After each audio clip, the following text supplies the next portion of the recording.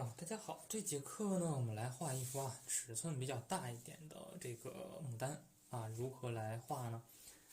那我们在之前的学习中我们已经了解了并且已经掌握的很熟练了，就是各种各样的颜色的，对吧？各种各样的有大的有小的花苞，包括叶子，我们都已经掌握清楚了。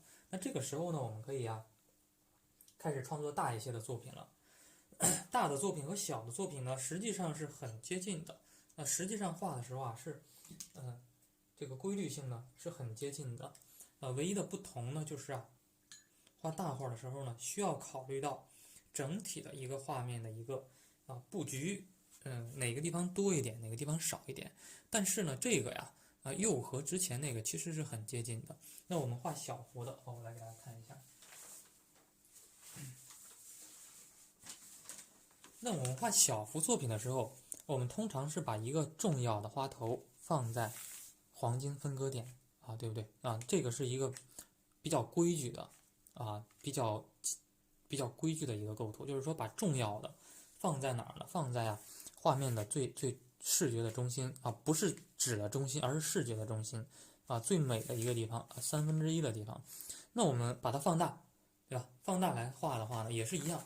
那我们画的时候呢，也是要画在这个地方，或者是呢画在这个地方，或者是画在这个地方总之呢这4个点是我们呢画面最重要的地方，画眼的位置所以说我们画的时候还是一样，画的时候是一样的。布局方面呢，我们提前呢要考虑清楚就可以。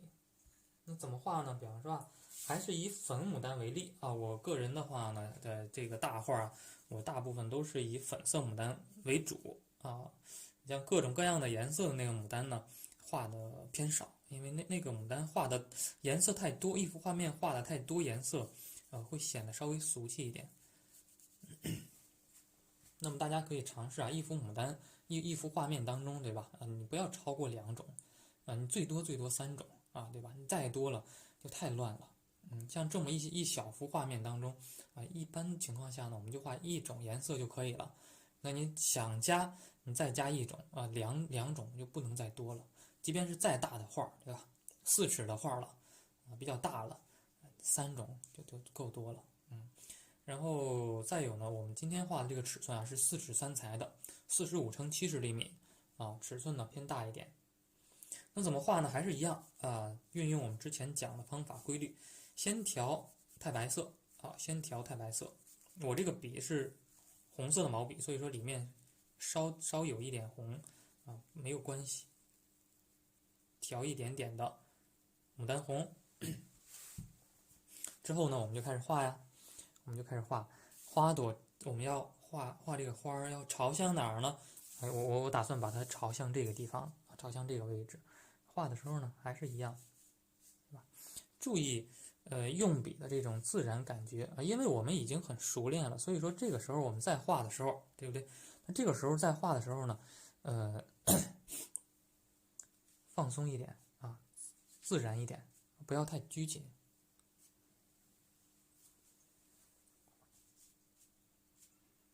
自然一点，把这个花朵的亮面，也就是花瓣的反面，给它表现一下，那这个是1朵牡丹花我们还想我觉得我这个画面当中，因为尺寸比较大，那1朵牡丹花是不够表现出来的。我觉得1朵太少了，那怎么办呢？我再加上1朵。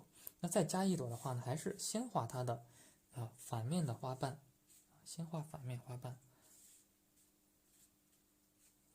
那这个是一大朵，这个呢，我想加一个半盛开的一小朵。那2朵还是不够，怎么办呢？再调再调白，再调红，这个地方再加1朵，都是反面的，画到反面的。这个我可以加成一个小花苞的状态。那这样的一个状态下呢，这个画眼的位置基本上就已经定好了，它是属于一个聚的地方牡丹3朵牡丹聚在一起的。那有聚就要有散对不对？有聚就要有散。中国画讲究阴阳对比，有聚我们就要画有散一点的，那散一点的我们可以在这个位置画，那正好呢是一个，对吧？可以在这个位置啊，也不要画在这个画眼，可以稍微偏这边一点，画在这个位置，画一个小的花苞的形态，小花苞的形态，这个也是表现的是什么呢？表现的都是花瓣的背面啊，都是表现的花瓣的背面。那大家看，其实现在一个状态下，感觉啊，哎，这个画面好像不是那么看不出是牡丹来的啊，但是我们心中有牡丹就足够了。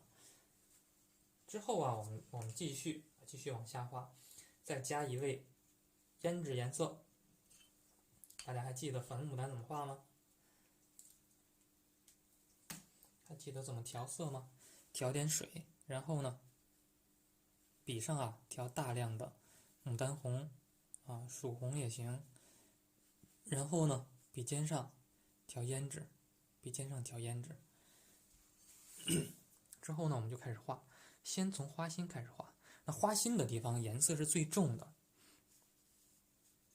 然后用笔的话呢，是可以很随意一点的啊，没有必要说非要朝外或者非要朝内，可以自由一点。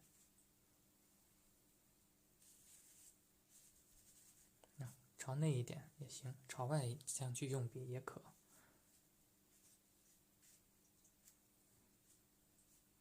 当然，有些同学可能会说啊，老师，我就喜欢朝内行吗？我就喜欢朝里用笔行吗？那我都朝里用笔行吗？当然是可以的，根据我们个人的一个习惯就可以了，怎么用着顺手就怎么画。你像我也是朝里面用笔偏多，对不对？但是呢，没有必要说刻意的去那样做。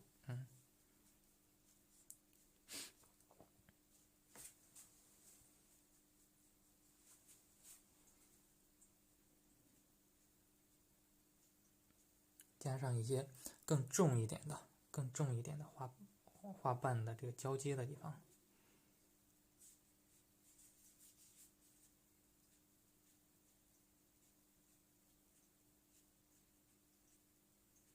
就可以了。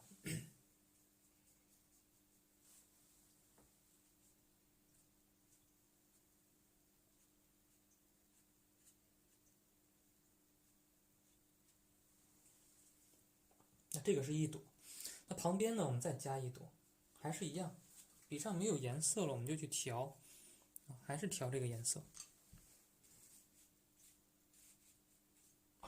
用笔方向是可以很自由、很随意的，感觉水分太少了，就加点水。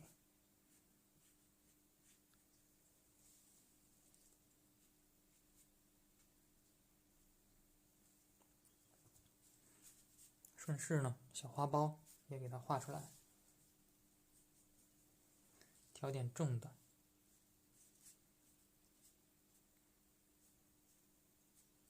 也给它画出来。实际上这些用笔是非常自由的啊，想怎么画就怎么画就行。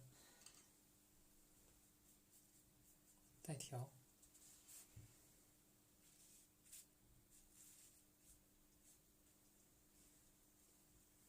太干，加点水，再调。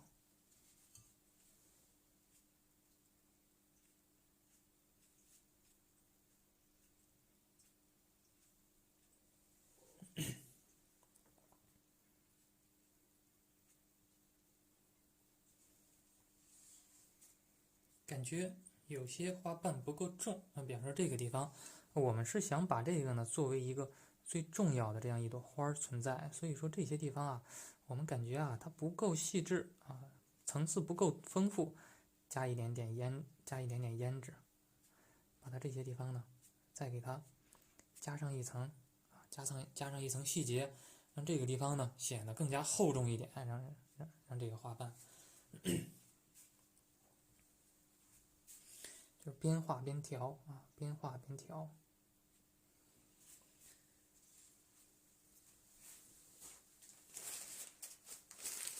之后呢，把这个毛笔啊涮干净一点，吸一吸，吸干一点。这个毛笔啊涮干净一点。蘸水涮干净。然后呢，笔尖上调太白，笔尖上调太白，再从这个地方啊，反着去推一下，反着去推一下，就是压暗提亮嘛，其实就是在压暗提亮，很简单的一个道理。那压暗的时候，对吧？压的时候呢，不要压得很死；提亮也是一样，提的时候呢，不要卡着边儿去提，稍微有一段距离去提。那这样的话会以少胜多。你看提的时候呢，从这个地方去提，从这个地方去提，没有卡着边缘去提，卡着边缘去提会少一个层次。那我们当我们从这个地方去提的话呢，它会画面呀瞬间就多了一个层次，多了一个层次感，更加好看。之后呢，就继续点花蕊，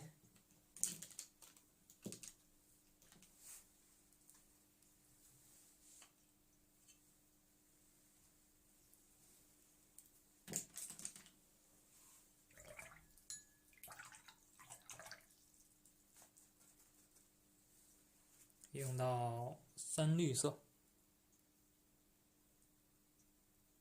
点上它的花蕊。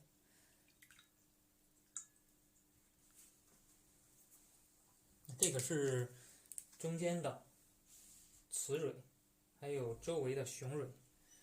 雄蕊点的话呢，就用这个藤黄加太白就行。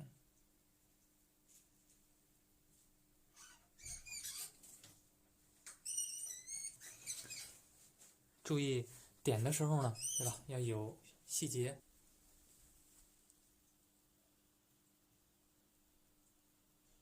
要有聚散，不要点得很平。花蕊的形态呢，也可以自然一点，那就可以了，就可以了。那这些小的细节，大家临摹对吧？学习写意画的时候呢，没有必要和我画的一模一样一定要画的自然一点。学会我们的方法之后大家在画的时候呢，可以更加自由可以更加自然一点。你看今天这节课对吧？我都没把镜头拉得那么太近，为什么呢？我就是想锻炼一下大家刻意的大家呢看不了那么太清。就是看不了那么太细致，只能看到一个大概的效果。这个时候呢，大家根据大概的一个效果、大概的一个感受，然后呢去画画。正因为看不了那么太清反而呢可以成就大家更加放松的去画这个画就这样的。就是说每个地方对吧都看得很清晰，往往呢大家学的时候就会被束缚住每一笔都想学得很像，都想临得很像。那个时候反而临出来的作品呢，反而不好看了就。那么这个时候，其实我们是可以调整一下画面的。那这个时候我发现这个地方这个花画的不是那么太美我还需要调一下它。大家在学的时候，在画的时候也是可以呢，边画边去观察边画边去调整画面，感觉哪个地方不足，对不对发现问题就去解决问题，发现这个哪个地方我们画的不好，下次再画的时候呢就要改一改，对吧？这个地方我觉得之前是有点太圆润，加上这么一个花瓣，让它产生这么一个强烈的一个凹凸感，那这个牡丹花是不是瞬间就精神了比之前要精神好多就这样的。写意画不是说不能改，那改的时候呢，一定要谨慎，要小心，不要越改的越乱就行了。之后我们开始画它的枝干，画它的枝干。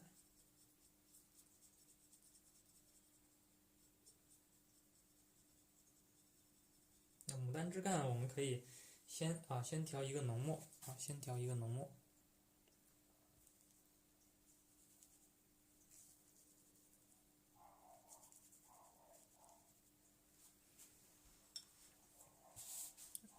还是从哪个地方出呢？可以从这个地方出也行，从这个地方出也可从这个地方出也行不要从这个正角去出不要正对着这个角去出枝，非常难看，偏上或者偏下都可以。比方说我们从这个形成一个三角形的这样一个势这个地方我们出一个枝，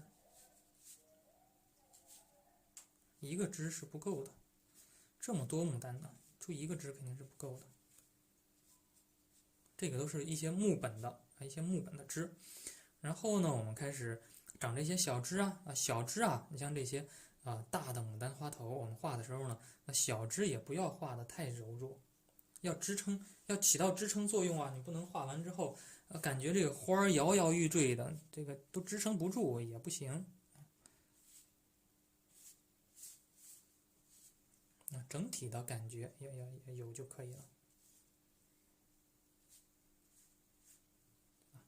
这个我们是我是用了一个比较浅一点的墨先画的。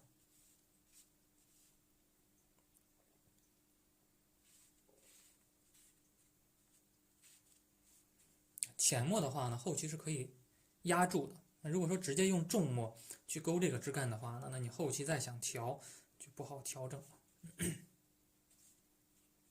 吧？三叉九顶很简单一个枝三个叉，然后九片叶子就可以了，很简单实际上，当掌握这个方法规律之后，大家好多人都认为这个叶子挺难，对不对？实际上要掌握方法呀，要有方法才可以画出来。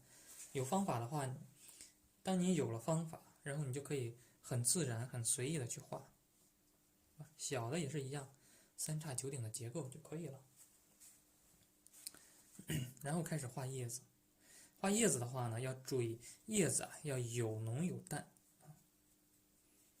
先调一个适中的一个墨色，笔尖上稍浓，笔肚上呢稍浅就行然后开始画它的叶子，一组、两组、三组，对吧？就是这样画出来的呀。那三组画的时候也是用笔自然一点就行并不是说真正的就是说画很规矩的那样三组，对不对？我们是写意画我们不是工笔画，画的时候呢有这个感觉对了就可以。通过我们前面的那些小作品的练习，那画大作品也是一样的呀，画大作品也是一样的。画的时候大作品还需要注意一点，就是说注意这些叶子的一个走势问题。那大家画的时候也是要注意，就是说叶子画完之后也要形成一个三角形的结构，对不对？它就好看一点形成这样一个结构的话，它就好看一点。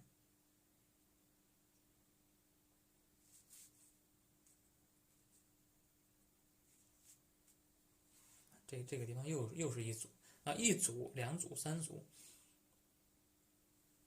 再调点水。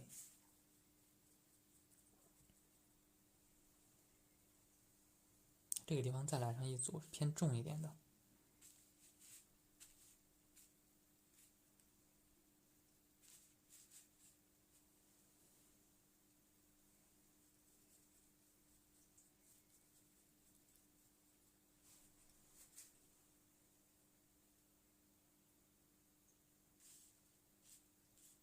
小叶子有些是朝上的，有些是朝下的，有些是朝这个方向的。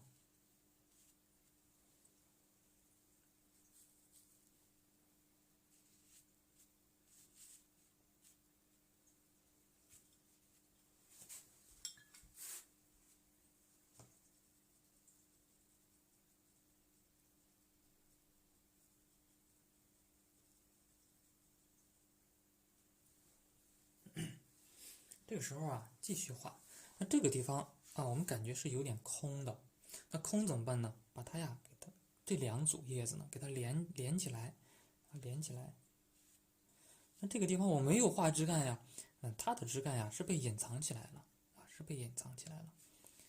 写意画嘛，其实大家如果说观察真实的牡丹啊，这个叶子会发现呀，哎呀，这个牡丹叶子怎么这么乱呀，搞的啊，都是糊在一起去了，分不出组。那其实啊，我们画的时候是有组出现的。那等画完这个画面效果呢，是可以让它没有组出现。画完之后，我们画的时候心中是有数，1、2、3、4、5，对不对？那有这些数，画完之后呢，让观者呀，看到的啊，眼中感受到的，可以比我们画的这个更多，就是以少胜多嘛，这样的，比都看得很清晰，那就不行了。比都看得很清晰的话，就起不到一个以少胜多的效果了。继续调水啊，我是笔上一直在蘸水，蘸完水之后呢，再画这些啊浅色的这些叶子。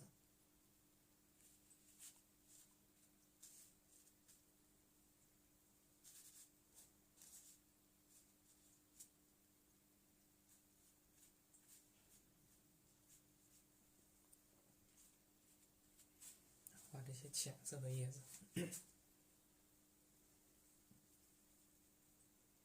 这个地方也是墨色都比较重啊，可以来上一组浅叶子，给它加上一个小枝就可以了。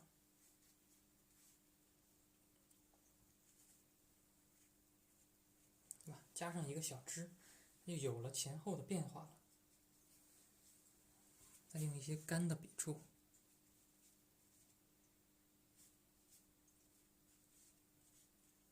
加上一些老枝干，那这样的话，大家可以看到啊，那整体的一个构图就是一个三角形的一个构图啊，也可以理解成什么呢？弧线的构图啊，这个造型啊，其实就很漂亮、很优美了，对不对？那这个地方也是墨色比较重，我们就加一些浅色的呀，啊，它墨色都太重，我们就加一点浅色的，给它破一下。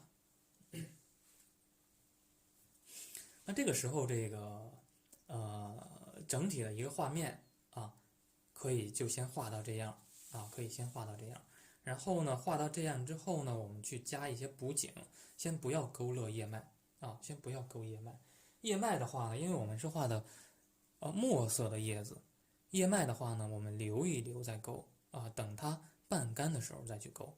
这个时候勾叶脉很容易把这个画面呀就给它破坏掉啊，晕得太开啊。然后咱们等一等。那这个地方我们可以先加一个小蝴蝶呀。小蝴蝶怎么画呢？小蝴蝶是有好多种方法去画的。我们可以画一个什么样的呢？这个地方我们来上一个它的后面的翅啊，后面的翅呢画的比较墨色比较重一点啊，墨色比较重一点。这边的翅呢也墨色比较重一点，然后中间的翅呢我们就可以墨色浅一点。总之就是在寻找画面当中的一个变化。哎，这样就可以了，非常简单就可以画出这个小蝴蝶，对不对？那当然，这个小蝴蝶为什么可以画得这么简单呢？还是一样的道理。我们学的时候呢，先要学它的结构，先要把这个小蝴蝶啊这个结构给它整明白了啊，给它理解透彻了。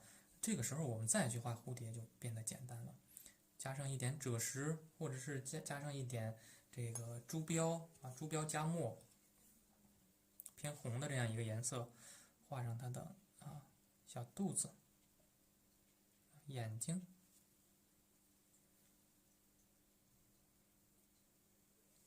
以及呢它的腿部。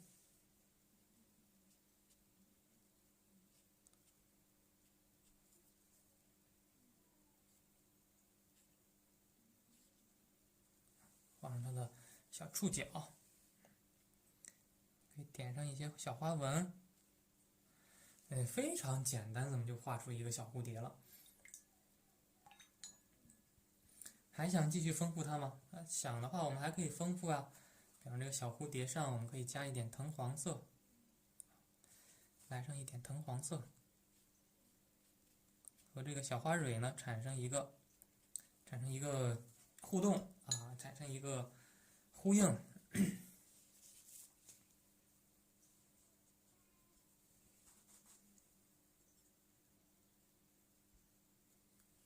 这个地方可以再来上一朵呀，啊，再来上一只啊。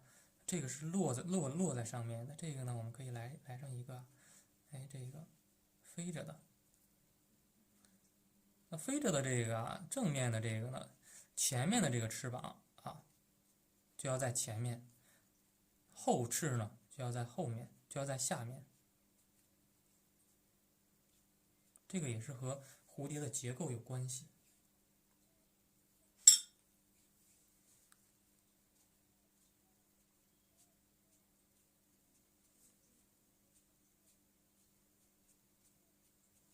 哎，画上它的这个小结构啊，这个是用墨色画的，这个呢我们就控一控啊，用这个白色去画，双勾一下就行，不用去画它颜色。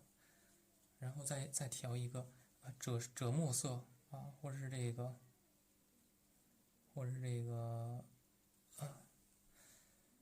朱标加墨，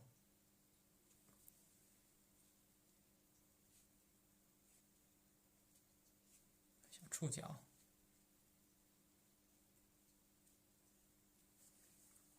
就可以了呀。非常简单，我们就可以画出来。还想加细一点的话，也是，可以给它加一个颜色啊，比方说给它加一个黄色的吧。从翅根的地方向外这样染一染，根据它的结构，这样轻轻的一扫，哎，就可以了啊，就是一个白色的小蝴蝶啊，白色的小蝴蝶。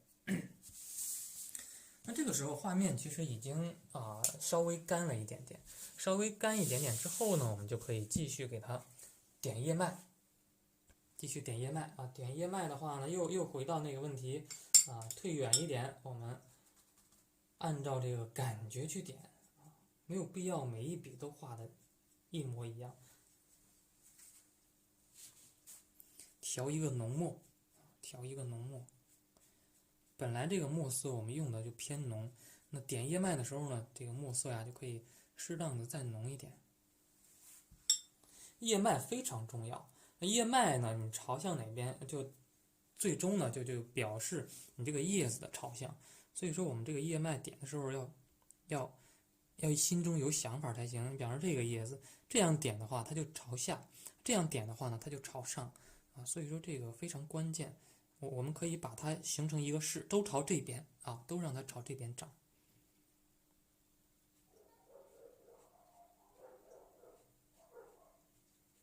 是吧？有粗有细，有提有暗。这个的话呢，让它朝这边。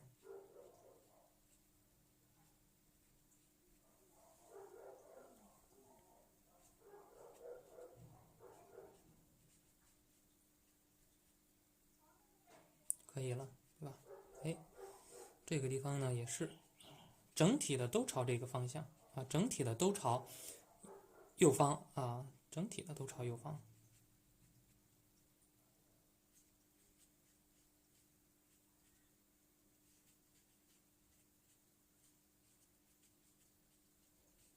就可以了。这个地方呢，让它朝左了啊，这个地方朝右，这个地方呢，我们就让它朝左。那你像这个叶子，这个叶子本来啊它是朝下的啊，我们本来是想让它朝下，但是我们希望它朝左，怎么办呢？勾叶脉的时候改一改呀，简单的一改，是不是它这个叶子的朝向就产生了变动？虽然它之前更适合向下，但是叶脉呢是可以把它呀这个改变一定的方向的。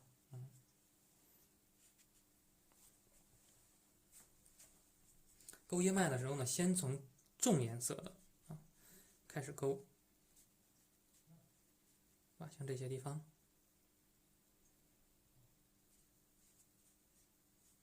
像这些地方都是。还有一些浅色的叶脉，对不对？浅色叶脉啊，我们最后再勾它。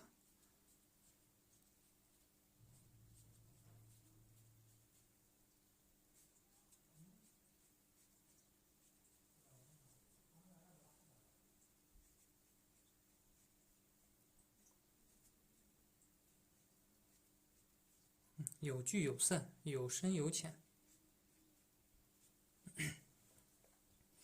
浅色的叶脉呢，勾的时候也可以墨色稍浅一点，稍浅一点就行，甚至用一样的墨色去勾也没问题。所以说有时候啊，大家会发现这个画画并没有一个固定的式啊，并没有一个固定的，就是说必须要怎样去画，而是说呢，大的感觉啊，大的规律是对的就可以了。那至于一些小细节，每个人啊都有每个人的一些不同的审美啊，不同的感觉，根据我们每个人心中的那个小的审美啊，加以变化就可以了。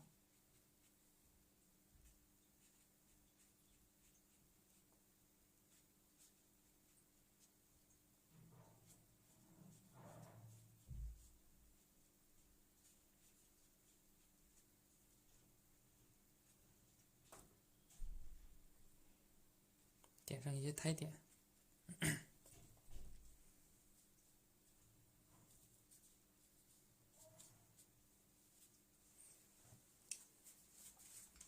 之后呢，这些地方怎么办？这些地方我们可以点上一些小嫩芽啊，也可以呢点上一些小的花蕾、小的花苞，就用这个画的什么颜色的牡丹，我们就点什么样的颜色就行，没有开放的这种。之后呢，我们再调整画面啊，最后就到了调整阶段啊。调整画面的话呢，我们可以用到一些三绿啊，给它点上一些花托，点上这些地方，点上一些小花托，尤其是这个小花托也是，点的要大一点嘛，它是一个含苞待放的，点的大一点。这个也是一样，点的大一点。之后呢，像这个枝干啊，枝干的话呢，我们可以用赭石啊，我直接用赭石给大家画吧，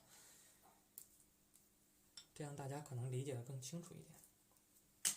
那朱标加墨就会形成赭石色，那赭石加墨的话呢是赭墨色，用这个赭墨色啊，咱们来复勾一下这个枝干，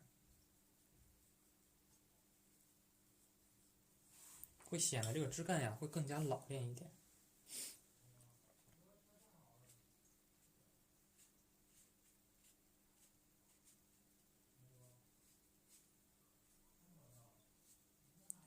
会更加老练一点，因为如果说直接用这个墨色去画的话呢，是有一些干线条很多，这个时候用湿润一点的赭墨色，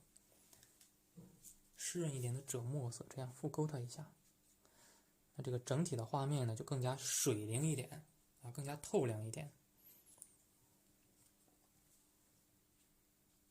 那这些地方枝干与枝干连接的地方要注意啊，真正要把它连起来啊，不要漂浮，不要断开，包括这些地方，最后调整的时候呢，可以把它们适当的连起来，就可以笔断意连的感觉也行，至少要有那个感觉才行。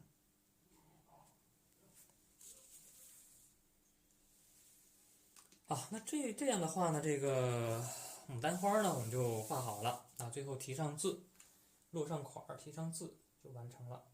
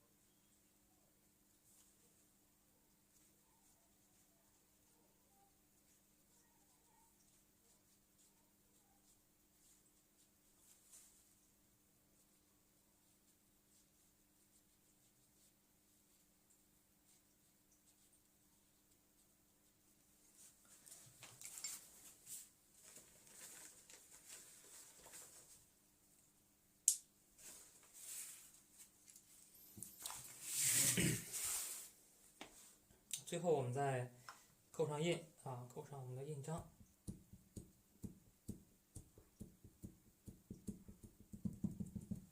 那印章的话呢，我们可以选择好这个扣在哪儿。比如说这个地方啊，我们可以扣2枚，一枚是姓名章，一枚啊是字号章。一枚是姓名章，像我扣的这个就是孙乾之印。另一枚呢是字号章，懿德居士。包括题字的话呢，都是题的字号懿德作。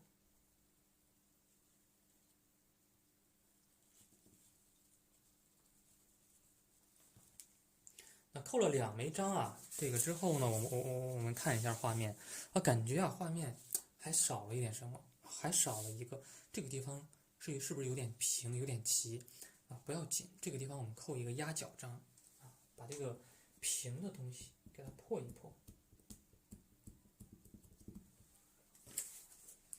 这个章呢是起到一个补充画面的作用，压脚章扣在这个位置。